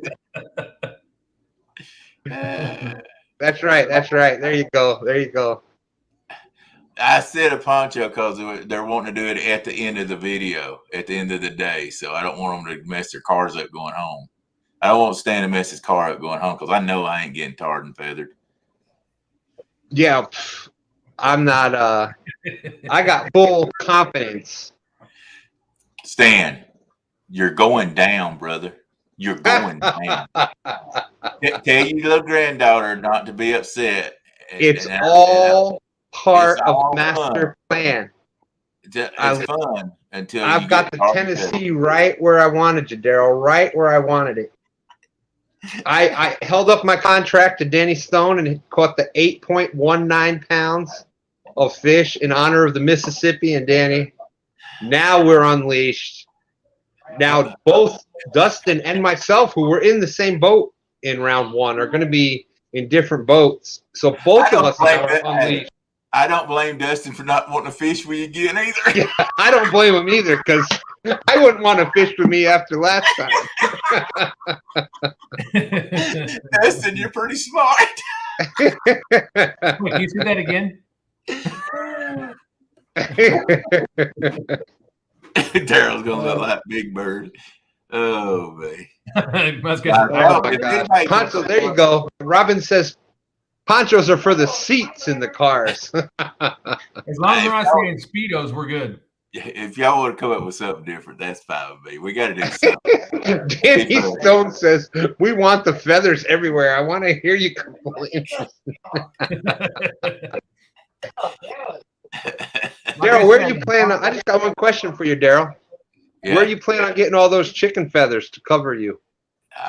Chunky's got a bunch of them, I heard. So I'm going to go collect. Look, I'm putting one stipulation on this. There cannot be any Speedos. Oh, man. That's all. What about a thong? No, no thong either? Nope, that's out of the question. Well, that's all I got, ain't it, you, Stan? I guess we'll have to do it with have Dustin do it then, because that's all we wear is Speedos and thong. I can't even say that. Nope, the river tournament is next.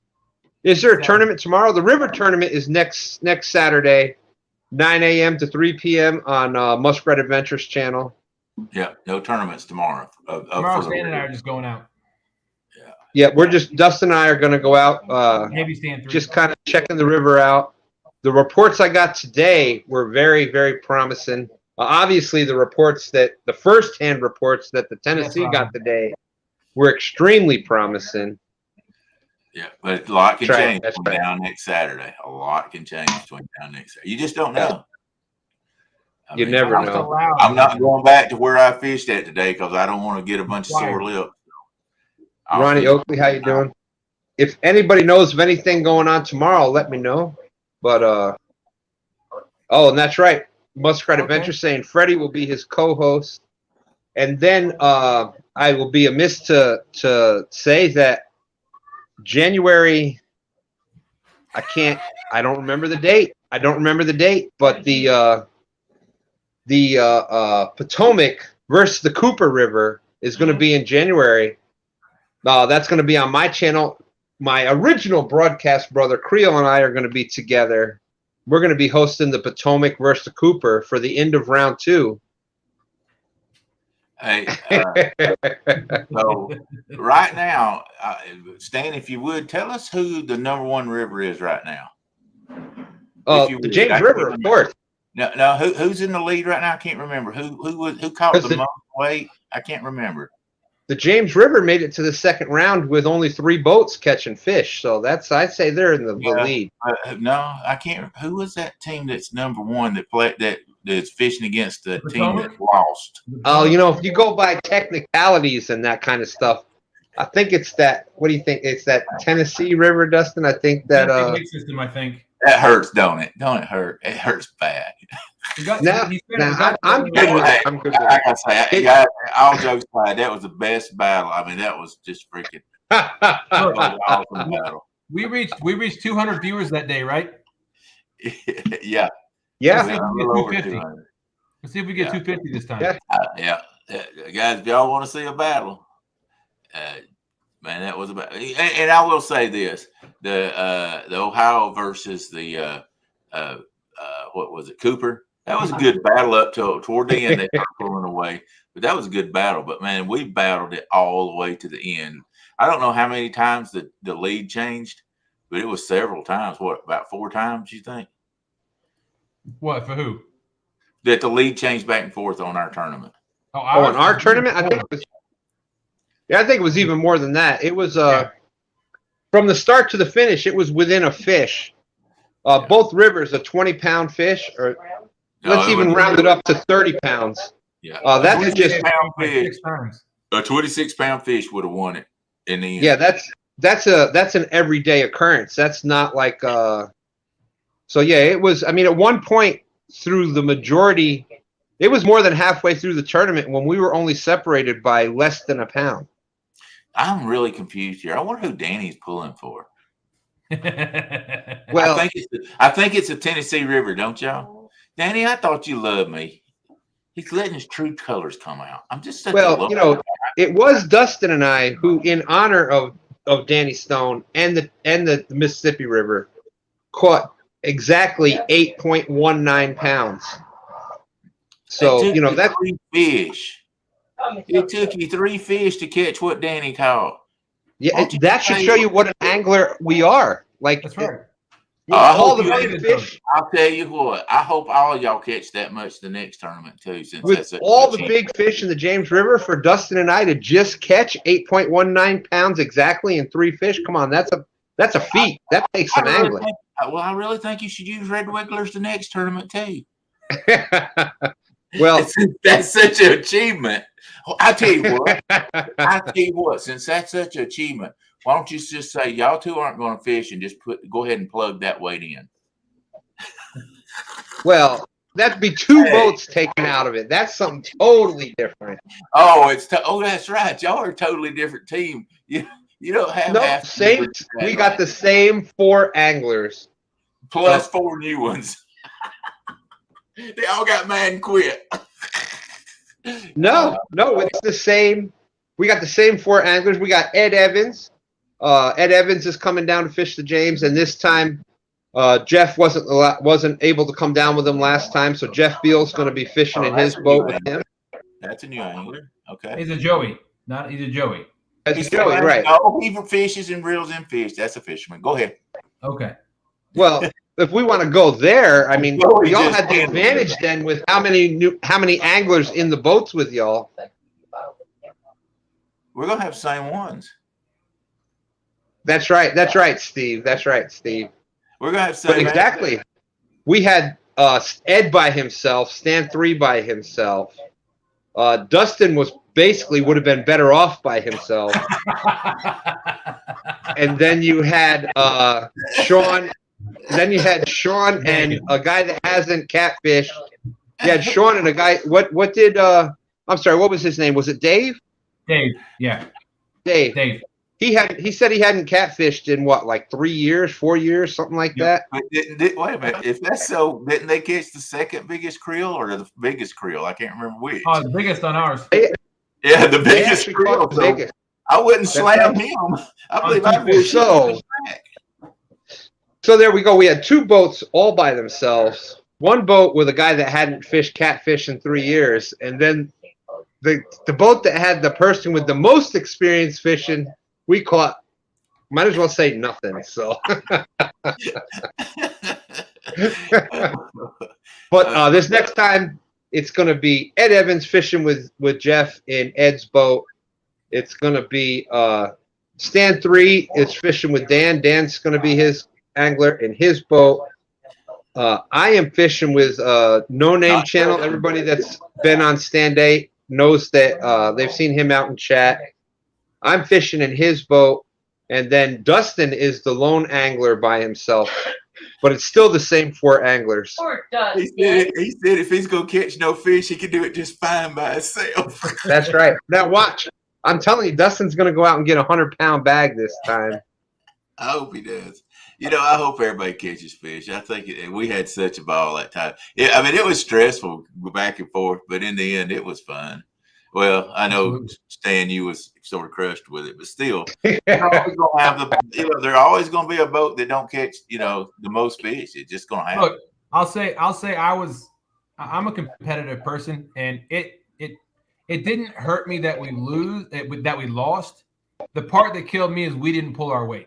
Yeah. Yeah. Right? So Yeah, that exactly. was the part that did it to me. Well, I'm going to tell you what. This is my honest thing that we got to say. It's wintertime. You got to have patience. Yep. Don't jerk up and go too quick because the fish are going to be cut. I think the fish are going to be biting later in the day, and they're going to be biting slower too. And somebody that jumps and runs every 15 minutes, I think, is going to be missing some bites that could be there because you didn't set 30 minutes in that spot. I agree.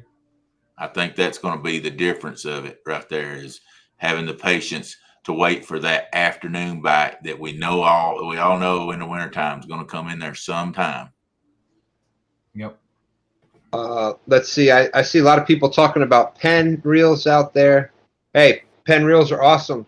Pen reels basically to me are, if you're fishing from a boat and you're fishing a current, a pen reel is a winch. Like it's a solid reel. Your Warfares, the Squalls, they may not be the best casting reel, but from a boat, like they're a great reel. Ancient Mariners are great reels. Abu Garcia's obviously great reels. But the pen even from the bank, when I say they're not the best casting reels, doesn't mean that they're bad at casting. It's just if you want distance from the bank, Abu's, Ancient Mariner, those reels like that will cast a mile. But the pen reel, if you're going after monster fish, a pen reel is a wench. Like, it's a great reel. I fish with Okuma because they Okuma, hold a yeah. lot. The Okuma 3 Classic holds a lot of line, and I know a lot of people say, "Well, I don't like them because they don't have the ball bearings." I don't. I like them. Oh, I've had the PC Funds. I've got the Abus. I've had several different ones, and I've got that the catfish, the Abu Garcia catfish. To me, they just reel in so much better when you've got a hold of a big fish, and they throw good enough for me. Of course, I'm a boat guy, but I mean, I can get them out there a long ways with with a lot of weight and stuff going. I really like my Okuma. I won't trade them in for anything else. I've tried different ones, trying to get something that might be a little smoother, but they just keep going for me. I've been using them for over 2 years now, and I really like them. There you go. They're like $55, I think. There you go. And it goes back to confidence again. Like, whatever reel you're confident in is going to work best for you. Whatever bait you're confident in, that's what's going to work best for you. Whatever rod you're confident in, it's going to be different for everybody and for different reasons. Ancient Mariner with a lifetime warranty. You know, Get her an Ancient hard to Mariner beat. reel, fan. What's that? To get her an Ancient Mariner reel for that Uncle Lou rod. I'm telling you what. I know. Okay. You hear her back there, right? You hear her back My there. word. I'm trying. I say I haven't tried an Ancient Mariner yet. Do they make a big one that's bigger than a 6500 that holds a Yeah. lot of water? 7,000. I think has That's funny. 7,000 as well. Yeah. I haven't tried Yes, one. as a matter of fact, it is on triplecityanglers.com. And Daryl, just for you, if you use code 2stands10, you get 10% off. I want it from Uncle Lou. Just saying. That's a lifetime warranty. You like Uncle Lou? Can we say that again? Uncle Lou. That's right, Uncle Lou. Together. Yeah, without Uncle Lou, without Lee Reed, we wouldn't be where we are today without what we've gotten from him and Since he put out that blue rod, the huge, you know, what he's done for the community out there as a whole.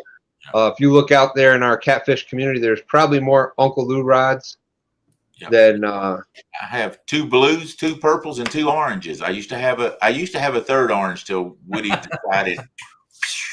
I said, well, at least it was the orange one. I had a spare. There you go, Duggar. Duggar just picked up a 7,000 Ancient Mariner. Yeah, I used to have a spare orange, but I no longer do. That's why it was spare. Well, It's what we call those throwaways. yeah. Hey, no, Uncle Lou's rod is not a throwaway. But it got thrown out of the boat, right? I love my Uncle Lou rod.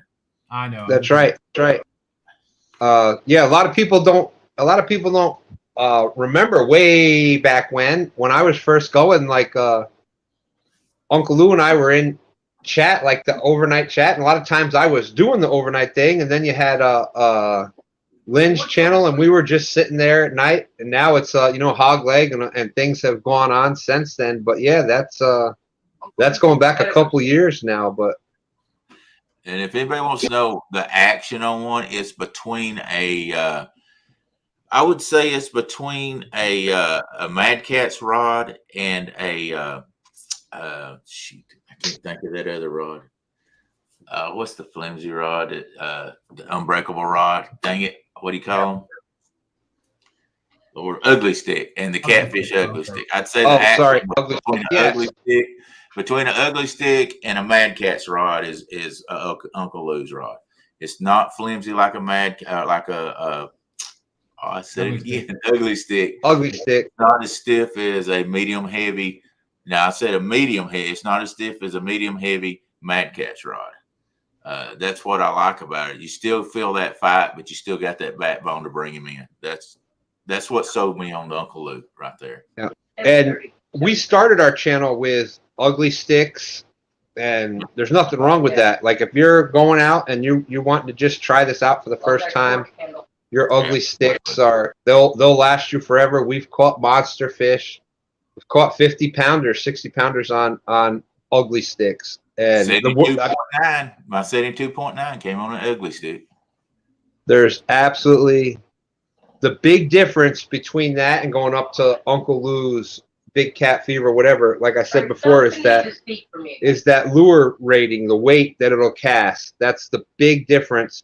Yeah. An ugly stick catfish rod is only rated up to 3 ounces. Yeah, a medium action Uncle Lou, and that's a medium heavy ugly stick. A medium action Uncle Lou is rated up to 8 ounces, I believe, on the medium action. And y'all saw that what can happen with a medium action Uncle Lou rod. You can catch a 222-pound fish. Just say it. And they can still do it. He can go to the stick. All right. I think we've probably bored everybody. Yep. We're out of here. 10 o'clock. That's been 2 hours. Hey, appreciate everybody being out there. The comments were still coming in. So we just kept kind of talking, but well, there's all kinds. Ugly stick is I use the white ugly stick catfish rods, but you got your GX2s, you got your old, I don't even know what the name for the old ugly sticks, the regular black with the red I can't remember what they just are. A regular ugly stick from Light Action. Oh, I have an ultralight ugly stick, just a regular black ugly stick. That's probably He might even be older than me. And it's an ultralight, and it's just a blast for catching all kinds of bait fish and stuff. But Bailey's 11. Ugly Stick will not let you down. We are jumping out of here. Thank you, everybody, for coming in. Appreciate you being out there. We'll see everybody on Sunday morning. But on the 17th, it's Team Tennessee versus Team James. Epic Catfish. Epic's in the house right as we're signing off. See, Epic, don't let us shoot me down. What's going on, Epic? Deuces.